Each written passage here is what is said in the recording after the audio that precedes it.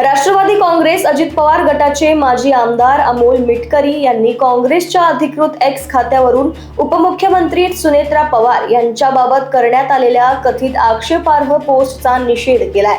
काँग्रेसचे प्रदेशाध्यक्ष हर्षवर्धन सपकाळ यांनी सुनेत्रा पवार यांची जाहीर माफी मागावी अशी मागणी त्यांनी केली।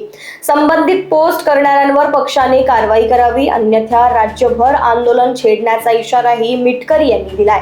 महिलांविषयी आक्षेपार्ह भाषा वापरणे अयोग्य असल्याचे सांगत त्यांनी काँग्रेसवर टीका केली।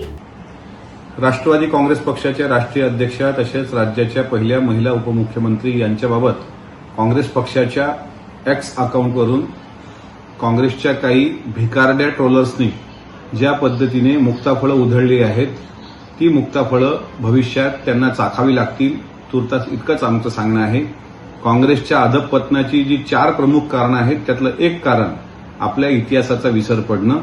1966ला जनसंघ लोहिया यांनी अशाच प्रकारे पूज्य इंदिरा गांधी यांच्या बाबतीत वक्तव्य केलं होतं आणि आतापर्यंतही सोनिया गांधी असतील, प्रियंका गांधी असतील, यांना सुद्धा अनेक लोक ज्या वेळेस अशा पद्धतीने बोलतात त्यावेळेस महाराष्ट्राचं आणि देशाचं समाजमन व्यथित होतं की महिलांना कमजोर समजण्याची जी चूक ही वारंवार काही अपप्रवृत्ती करतात।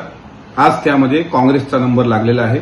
काँग्रेसचे प्रदेशाध्यक्ष हर्षवर्धन सपकाळजी यांनी सुनेत्रा वहिनींची माफी मागावी, एक्सवरून ती पोस्ट तात्काळ डिलीट करावी आणि ज्या 40 पैशाच्या लावारिस कार्ट्यांनी त्या पोस्ट केलेल्या आहेत त्यांना त्यांच्या पद्धतीने उत्तर द्यावं, नाहीतर हे आंदोलन लहान होता होता इतकं मोठं होणार की काँग्रेसच्या विनाशाचं कारण हे सुनेत्रा वहिनीवर केलेली खालच्या पातळीवरील टीका ठरेल, एवढं मात्र काँग्रेसने लक्षात घ्यावं। Bureau report, Lokvahini media, Mumbai.